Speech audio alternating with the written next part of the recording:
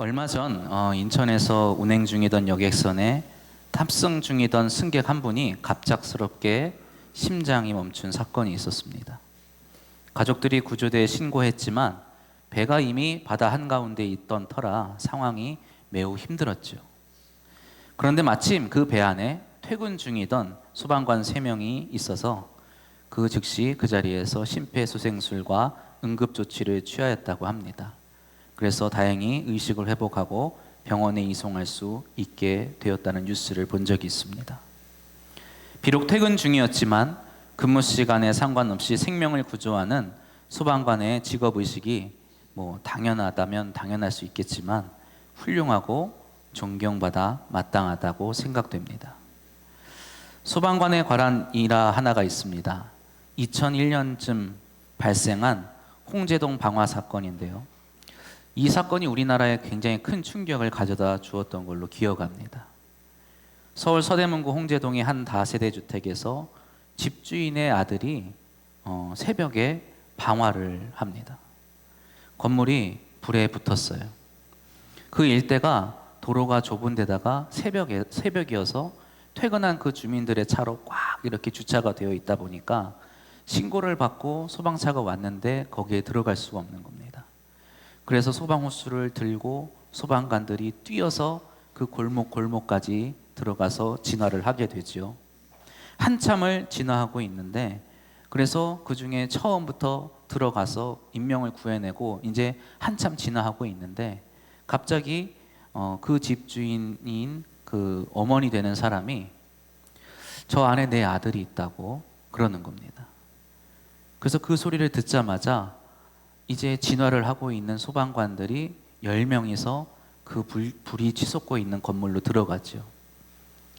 그때 당시 뉴스의 기록으로 보면 방화복, 불을 막아주는 방화복을 입지 않은 채로 그냥 그 소리를 듣자마자 10명이 뛰쳐 들어갔다고 합니다. 근데 얼마 지나지 않아서 이 불에 너무 많이 탄 건물이 무너져 버리죠. 서둘러서 동료들이 그 소방관들을 구조하려고 애를 씁니다만 3명만 구조하고 나머지 소방관들이 그 자리에서 순직을 했습니다. 방화범은 이미 불을 지르고 도망을 갔는데 그 어머니가 제 아들이 거기 있는 줄 알고 애꿎은 소방관들만 이제 거기다가 들어가게 한 것이죠. 아무도 없는 사람을 찾다 보니까 시간이 지체될 수밖에 없었고 역사상 가장 많은 소방관의 희생을 불러일으켰기 때문에 당시 국민들이 많은 충격과 안타까움을 가진 사건이었습니다. 당시 순직한 김철홍 소방관의 책상에 소방관의 기도라는 글귀가 놓여 있어서 화제가 되기도 했습니다. 이 소방관의 기도라는 글은 1958년 한 미국의 소방관이 화재 현장에서 자신이 눈앞에서 보고 있는데도 미처 그 어린아이 3명을 구하지 못해서 평생을 그 죄책감을 안고 살아가다가 그 쓴 기도로 알려져 있습니다. 이 소방관의 기도는 이후 전 세계 소방관들의 복무 신조처럼 여겨지고 있습니다. 제가 한번 읽어드리겠습니다. 하나님, 제가 부름을 받을 때에는 아무리 강렬한 화염 속에서도 한 생명을 구할 수 있는 힘을 저에게 주소서. 너무 늦기 전에 어린아이를 감싸 안을 수 있게 하시고 공포에 떠는 노인을 구할 수 있게 하소서. 저에게 언제나 안전을 기할 수 있게 하시어 가냘픈 외침까지도 들을 수 있게 하시고 빠르고 효율적으로 화재를 진압할 수 있게 하소서. 저의 임무를 충실히 수행케 하시고 제가 최선을 다할 수 있게 하시어 이웃의 생명과 재산을 보호하게 하소서. 그리고 당신의 뜻에 따라 제 목숨이 다하게 되거든 부디 은총의 손길로 제 아내와 아이들을 돌보아 주소서. 생명을 구조하는 사람으로서 소명의식과 또 책임감이 절절히 묻어있는 이 기도는 소방관이 그저 하나의 직업이 아니라 사명의 영역임을 깨닫게 합니다. 이와 유사한 것으로 우리에게 잘 알려져 있는 히포크라테스의 선서라는 것이 있습니다. 기원전 4세기경 그리스의 한 의사였던 히포크라테스가 작성한 것으로 알려진 이 선서는 의사가 지켜야 할 윤리를 다루고 있는데 이것이 결국 전해지다가 1948년경에 세계의사협회에서 다듬고 다듬어서 제네바 선언이라고 만들게 되었습니다. 오늘날에 있어서는 의과대학 졸업식에서 이제 수련회를 시작하는 졸업생들이 이것을 낭독하며 선서한다고 하여서 우리에게 잘 알려져 있습니다. 내용이 길어서 다 말씀드릴 수는 없고 요약해서 말씀드리면 의사는 자신의 생애를 인류 봉사에 바칠 것을 서약합니다. 그리고 환자의 건강과 생명을 첫째로 여길 것을, 그리고 인류와 종교, 국적, 정치 관계, 사회적 지위 여하를 초월하여서 나의 환자에 대해서 모든 의무를 다하겠다고 쓰여 있습니다. 그리고 인간의 생명이 뱃속에 잉태되었을 때부터 존중받아 마땅하다고 고백하면서 자신이 비록 위협을 당하더라도 도리에 어긋나는 행동을 하지 않겠노라고 의사로서의 책임을 다할 것을 서약하고 있습니다. 우리는 그리스도인입니다. 우리가 다 하나님께 부름받은 소명자임을 우리는 잘 알고 있습니다. 우리는 직업이 다 다르죠. 그럼에도 우리는 그리스도인이라고 하며 살아갑니다. 그리스도인으로 살아가고자 하는 우리 모두에게 적용되는 말씀이 있습니다.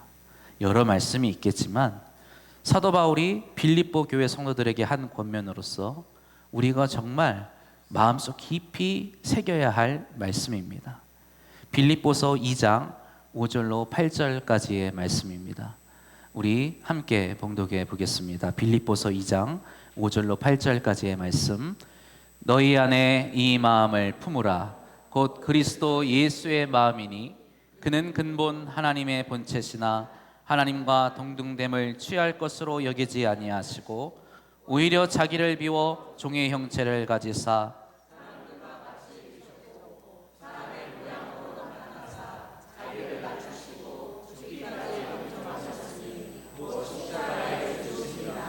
아멘. 며칠 전 전화 한 통을 받았습니다. 교회 전화 너머에서 들려온 말은 좀처럼 이해하기 좀 어려운 말들이었습니다. 일반적이지도 않았어요. 자신이 다른 지역에 사는 사람인데 고기 좀 먹고 싶은데 돈 좀 보내줄 수 없냐는 말이었습니다.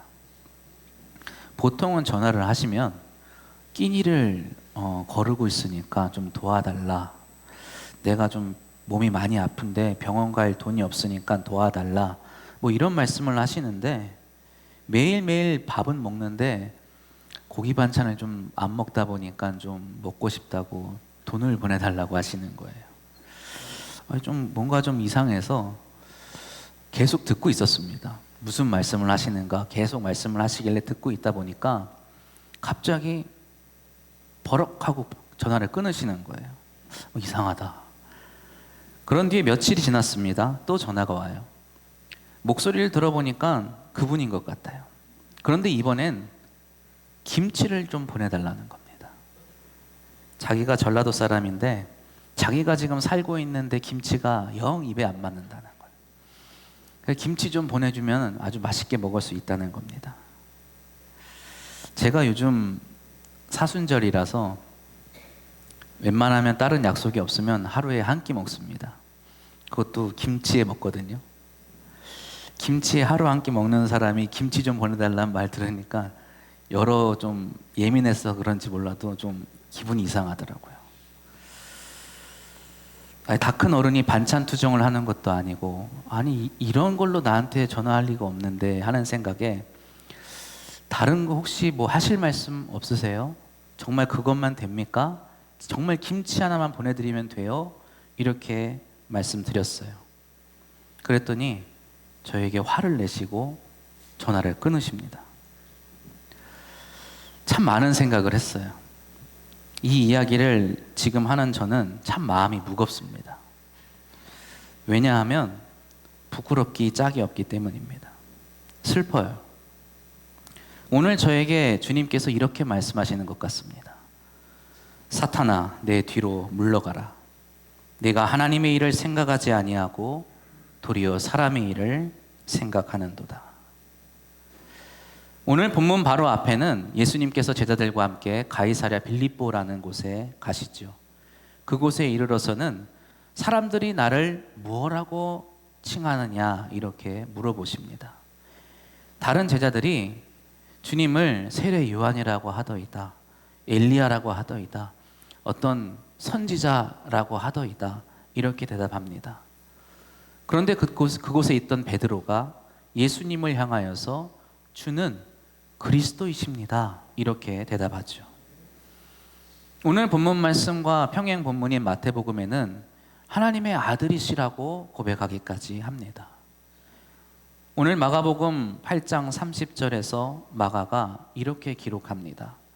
이에 자기의 일을 아무에게도 말하지 말라 경고하시고, 이에라고 말을 하고 예수님께서 이제 말을 이어서 하시는데, 여기서 이에라고 번역된 헬라어 카이라는 접속사는 그 이후에 그래서 그렇기 때문에 라는 의미를 가지고 있습니다. 무슨 말인고 하니 예수님께서 이 베드로의 주는 그리스도이십니다 라는 이 고백을 듣고 나서야 그제서야 그것 때문에 제자들에게 새로운 것을 가르쳐 주신다라는 의미라는 것입니다. 예수님은 베드로의 이 참된 고백인 주는 그리스도시요 살아계신 하나님의 아들이시라는 고백을 듣고서 이제 제자들이 이것을 알았기에 새로운 것을 알 때가 되었나라고 하시면서 가르쳐 주시는 내용이 뒤이어 나오는 31절 말씀입니다. 우리 방금 전에 봉독했지만 다시 한번 봉독해 보겠습니다. 8장 31절 말씀입니다.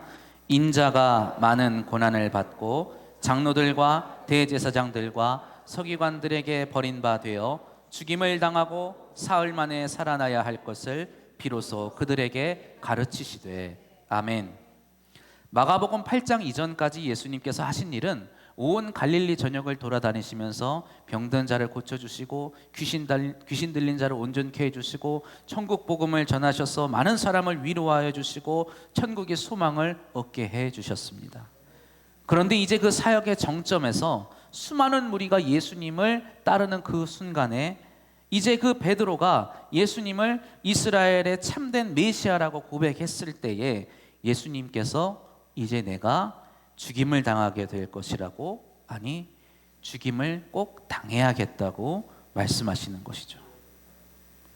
이 원문을 자세히 살펴보면 예수님이 그저 그냥 내가 죽임을 당할 것이다 이렇게 말씀하시는 것이 아니라 내가 저들에게 죽임을 당하는 것이 마땅하다, 꼭 그래야만 하겠다라고 말씀하시는 것을 알 수가 있습니다.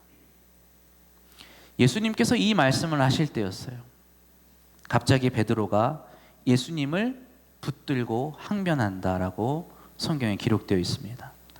우리나라는 굉장히 예의가 바른 나라이기 때문에 이 성경 말씀을 굉장히 좀 에둘러서 완곡하게 번역해서 표현했습니다.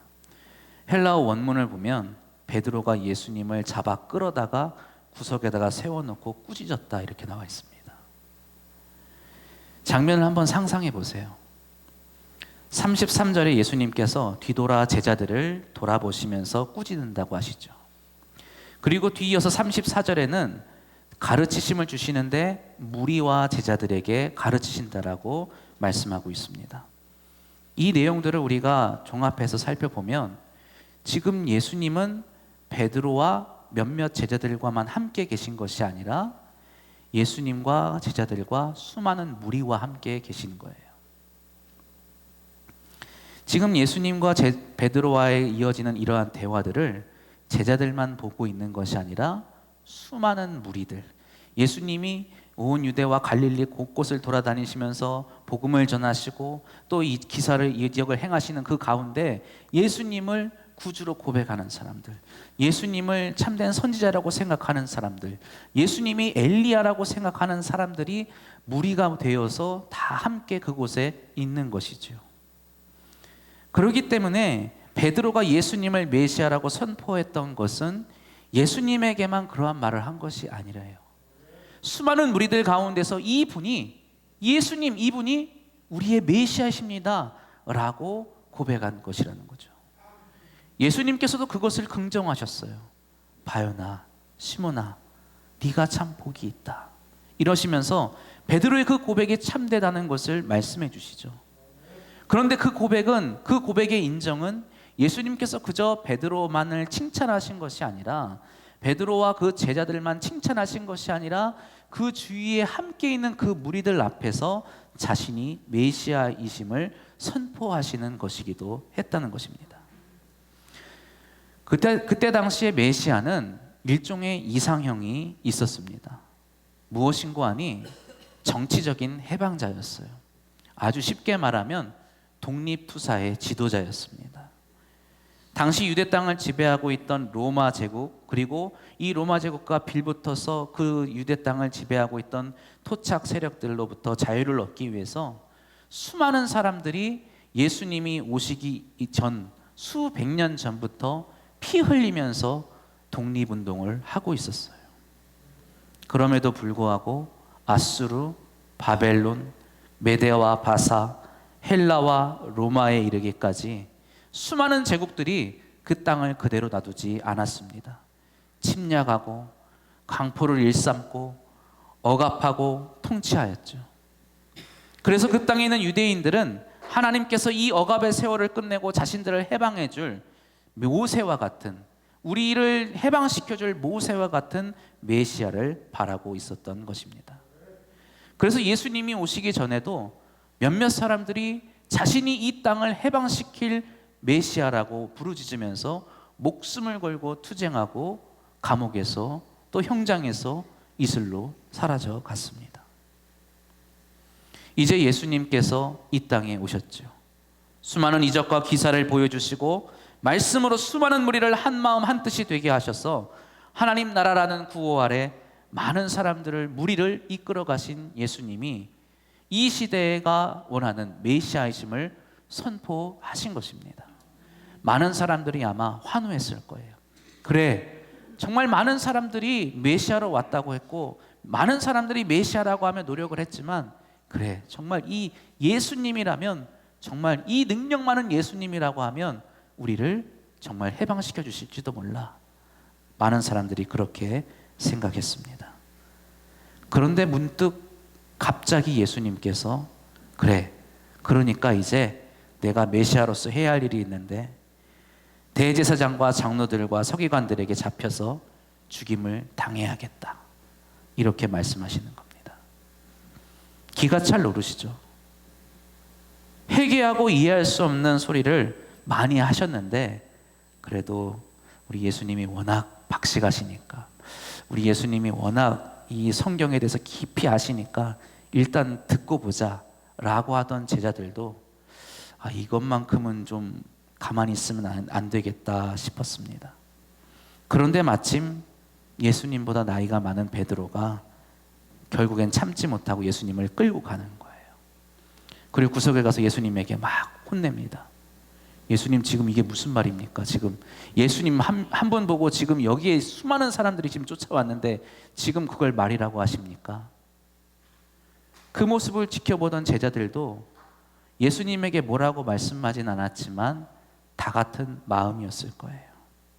예수님이 좀 우리를 생각해서, 이 많은 무리들을 생각해서 좀 희망찬 말씀을, 정말 이 상황이 지금 어려운 시대를 살아가고 있는 상황이지만 그래도 좀 희망찬 말씀, 우리가 승리할 것이라고, 우리가 이 땅을 해방시킬 것이라고 그런 말씀을 좀 해주시기를 바랬을 것입니다.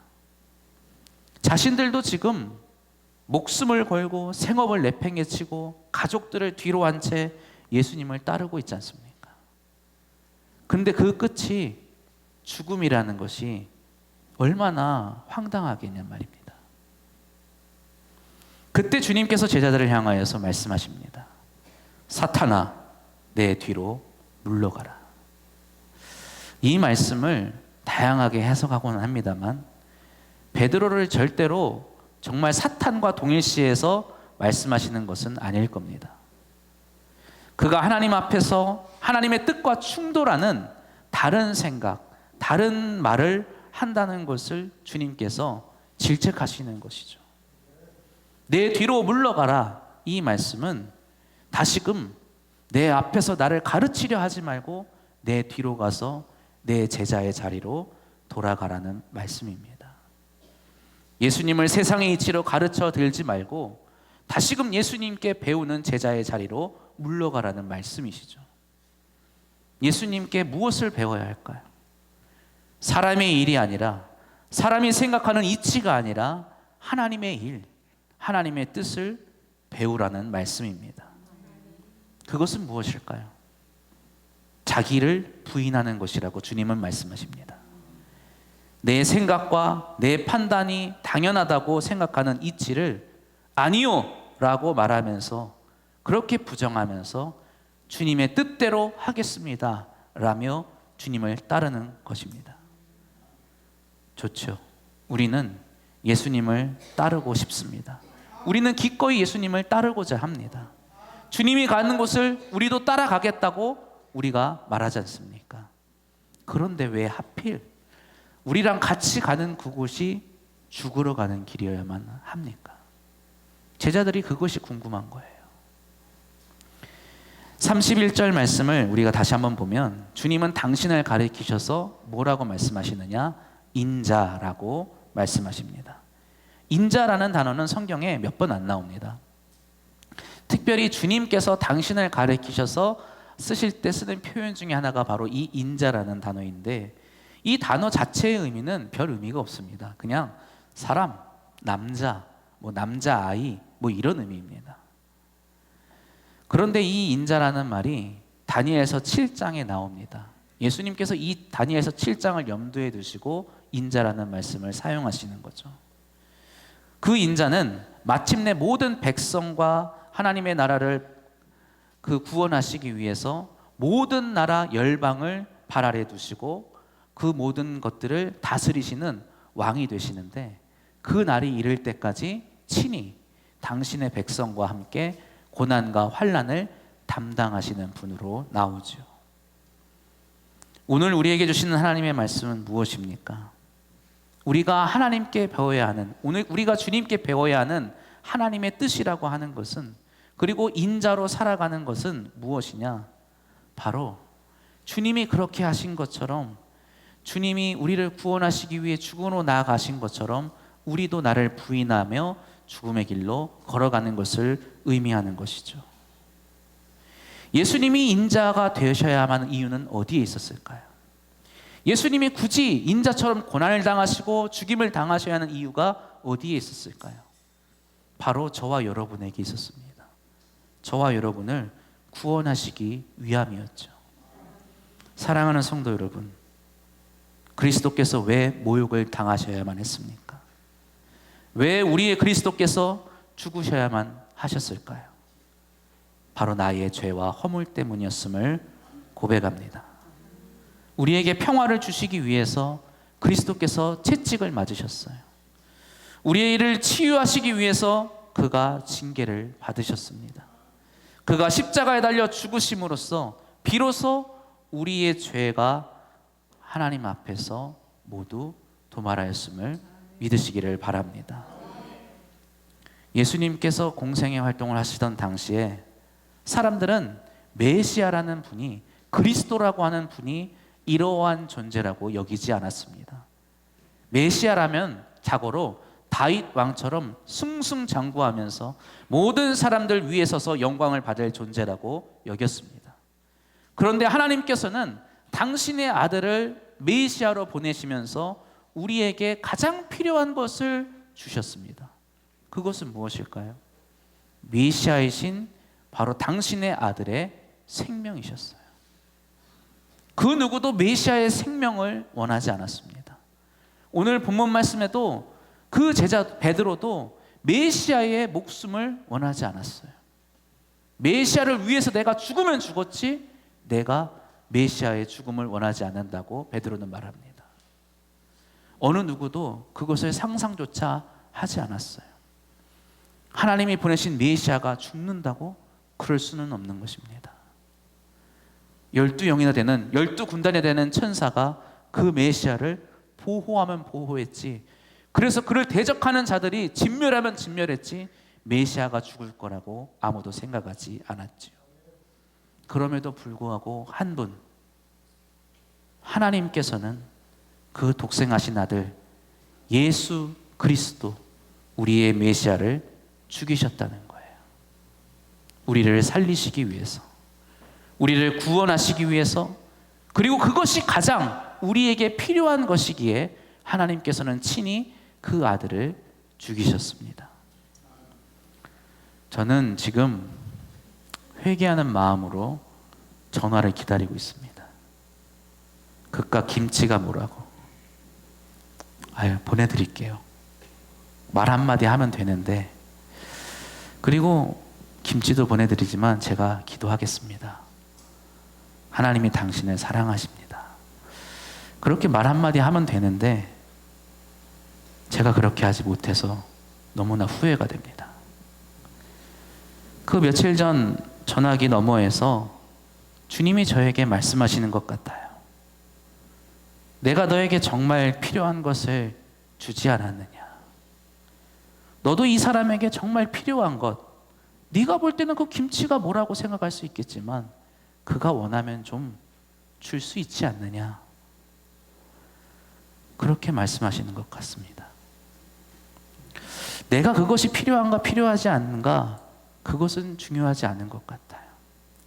이 사람이 정말 더 중요한 거 뭔가를 있을 텐데, 더 깊은 고민이 있을 것 같은데 저는 그렇게 생각했는데 그것은 그렇게 중요한 것이 아니었는지도 모릅니다. 정말 그 사람에게 필요한 것을 주는 것이 내 생각과 내 판단을 접어놓고 그를 위해 뭔가 행동하는 것이 바로 우리가 해야 하는 일임을, 제가 해야 하는 일임을 깨달았습니다. 내가 옳다고 생각하는 것, 내가 이루고 싶은 것, 내가 자랑하고자 하는 것을 기꺼이 아니요 라고 부인하면서 그리스도께서 인자로서 하신 일을 같이 감당하는 저와 여러분이 되시기를 주님의 이름으로 축원합니다. 사도 바울도 우리에게 우리가 그리스도인으로서 해야 할 일에 대해서 이렇게 권면하고 있습니다. 우리 이 말씀을 함께 봉독하고 설교를 마치도록 하겠습니다. 갈라디아서 2장 20절 말씀입니다. 우리 함께 봉독하겠습니다. 내가 그리스도와 함께 십자가에 못 박혔나니 그런즉 이제는 내가 사는 것이 아니요 오직 내 안에 그리스도께서 사시는 것이라. 이제 내가 육체 가운데 사는 것은 나를 사랑하사 나를 위하여 자기 자신을 버리신 하나님의 아들을 믿는 믿음 안에서 사는 것이니라. 아멘. 기도하겠습니다.